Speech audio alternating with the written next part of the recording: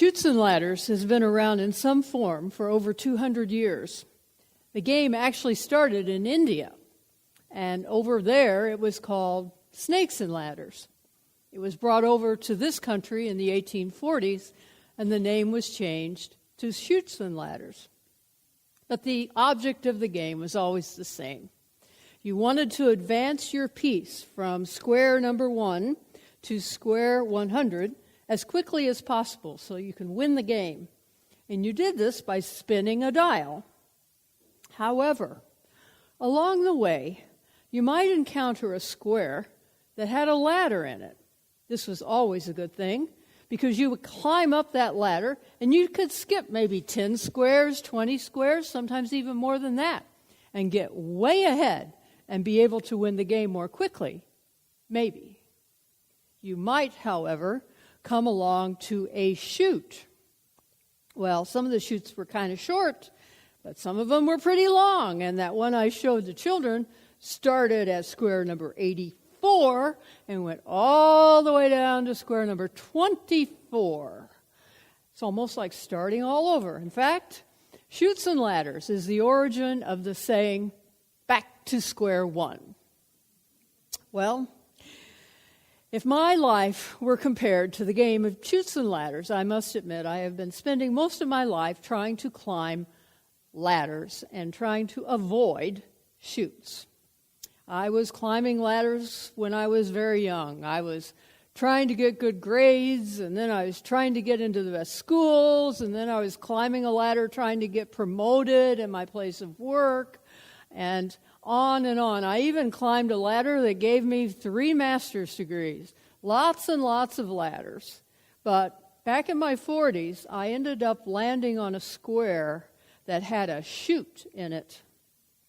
And it took me way back close to the very beginning. I lost my job at Lutheran General Hospital, and I was confused and disoriented for several years after that. I had worked there 18 years, and I went back there recently, actually just this last week. I went over to visit Nancy Hawks, and while I was there, and I was walking the halls with Chris, I was looking for any sign of what was there when I was there, which is now a good long while ago. And I saw a few pictures of people that I recognized, but generally speaking, let's just say there wasn't much of a trace. And I looked around at all the faces, and I didn't see any familiar faces either. So sadly, as I was walking out the door of Lutheran General, I had this little bit of bitterness in my heart. It was kind of like this feeling of, well, this place seems to be getting along just fine without me. Well, Jesus is going to tell a story to us today about people who are arriving at a dinner with the Pharisee. And he noticed that all the people that were coming to dinner were trying to get the very best seats, a little bit like climbing up those ladders. So join with me in listening to this story that begins in Luke 14, verse 7. When Jesus noticed how the guests chose the places of honor, he told them a parable. When you are invited by someone to a wedding banquet, do not sit down in a place of honor in case someone more distinguished than you has been invited by your host. And the host who invited both of you may come and say to you, give this person your place. And then, in disgrace, you would start to take the lower place. But when you are invited, go and sit down in the lowest place, so that when your host comes, he may say to you, friend, move up higher. Then you will be honored in the presence of all who sit at the table with you. For all who exalt themselves will be humbled, and those who humble themselves will be exalted. So Jesus was watching these dinner guests as they arrived. Now, we don't even know exactly where Jesus was sitting. Maybe he was sitting in the very lowest seat. But he was watching, and he noticed everybody was taking those higher seats. So he gave them a little bit of advice. That's how this story kind of sounds. He said, don't be walking in and taking the highest seat because, well, you might not be the most honored guest. And you don't want to be embarrassed in front of everyone and told to take some seat way back in the corner. You better if you took that seat way back in the corner and the host came and said, here, have this wonderful seat. It seems that none of us really wants to be in the worst seat in the house. Nope. And none of us wants to be going down any chute either. What we want to do is to find out who won the gold medal in the Olympics. And we want to find out whose team got the team trophy. Who gave the most to the opera this year? That's what we want to know about. We want to know about the winners. We want to be climbing. We aren't going to be bothered with all these people that, well, let's just say aren't really noticeable that much and mostly have been shoved into some corner and marked as losers by our ladder climbing world. I mean, if we started hanging around with people like that, well, people might think we were, well, let's just say one of them, or maybe we might even, just by hanging around them, even become a loser. And we don't want to do that. We want to climb higher and higher, get to the highest point, the top of the mountain. That's where we want to go. But you know, there is some disadvantages to climbing, going higher and higher and higher. The main one is you pass up a whole lot of people along the way. People who are not going to get as high as you. And after a while of climbing, you just basically don't notice these people anymore. They become some sort of blur, and you don't even remember that you passed them. You're way ahead, and you don't have to think about those other people that are sliding down chutes. You might even miss Jesus. You know, if you're trying to climb to the executive suite, you may not run into Jesus. Actually, Jesus was born in a barn. Now, most of those of us who are climbers are not going to go rooting around in barns and stables to find an important person. No, we're going to expect that person to be on the top floor, and that's where we want to get to as well. But that is not where we find Jesus. Paul describes Jesus this way. He says Jesus was in the form of God, but he emptied himself of all of the power that form of God gave him, and he humbled himself, and he appeared here on earth in human form as a slave, and he was obedient, even to death, even death on a cross. So when this particular story took place, it was right before the time when Jesus decided to go down the chute that led to Jerusalem. You know, he could have stayed in Galilee. He was doing really well there. He had large crowds that were following him, and he was getting more and more crowds each day. He could have had a massive following. He could have started a church, after all. But no, he did not stay there.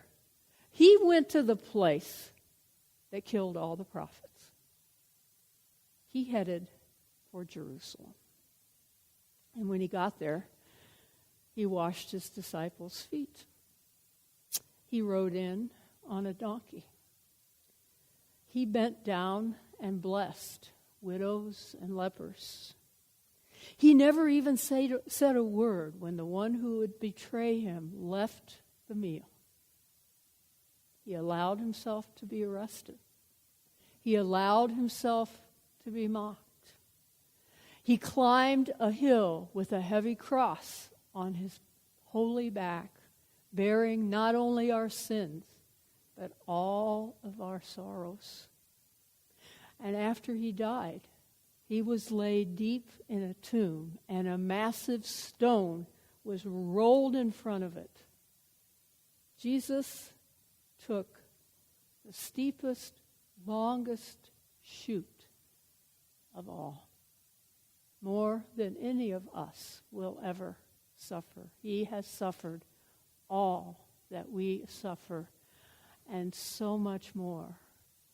He wasn't climbing ladders. He was going down the chute. And he was teaching us that the important thing is not to climb. The important thing is to become humble. But how on earth are we ever supposed to do that? Well, he has some advice, and he told his dinner guests, when you invite someone to your house and throw a party, don't invite your friends and all the important people in town, and don't be inviting folks who can help you out. Invite instead the poor, the lame, the blind, all of those people that have been shoved in some corner by all our ladder climbers and forgotten while we have been climbing high as we can. Invite those people to a meal. I don't believe I've ever intentionally done that. It has happened, but I don't think it was ever my intention. But I heard a story of someone who did, and I share it with you today. Maddie Keating. Maddie is, how old is Maddie?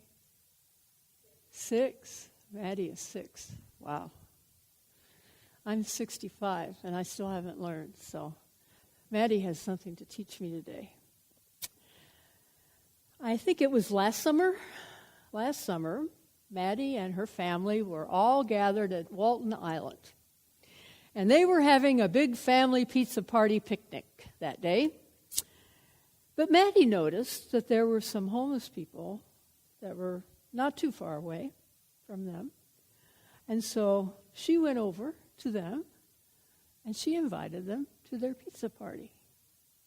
And so they came over and they all enjoyed pizza together. Wow, what a wonderful thing. So the next day, I heard about this from Brian. But then when I talked to Maddie's mom this week, I found out that wasn't even the whole story. I thought that was enough for me to be taught. But there's more to Maddie's story. After she first invited her homeless friends, she saved her allowance for as long as it took to buy Subway sandwiches for them. And then her family had to go hunting around downtown Elgin to find her homeless friends because they had moved. They weren't in the same spot anymore. So they were actually on the lookout for the homeless, the ones that Maddie knew. And then she gave her sandwiches to them as a gift. Wow. Remember, Jesus said, if you want to learn humility, invite the poor, the homeless, the lame, the blind, and you will be blessed. You know, we don't really believe that people that are downtrodden, people who suffer, can have much to offer us. Actually, suffering for most of us is something that we don't want to experience ourselves and don't particularly want to be around for too long. Suffering's very difficult. And especially if it's a loved one who is suffering, it is so hard to manage really being with that person. But what Jesus is saying in this parable and what Maddie has taught us is that if we extend ourselves, our lives, our homes, our hospitality to these people who are suffering, whether they're homeless or they're ill, whether they're hungry or they're lame or blind, we will receive something in return, even though they will never, ever be able to repay us. We will receive a blessing and a lesson in humility.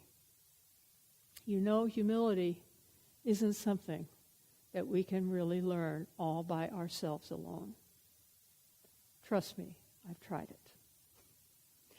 Humility is something we must learn from others.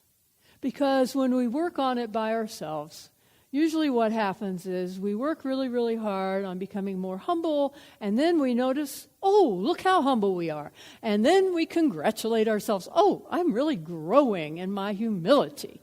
And, well, let's just say we go right back to square one. But if we allow people who suffer, people who have gone down that chute like Jesus, to be in our presence, and we extend ourselves to them, our hearts and our minds and what we have, we will be taught. And we will be blessed.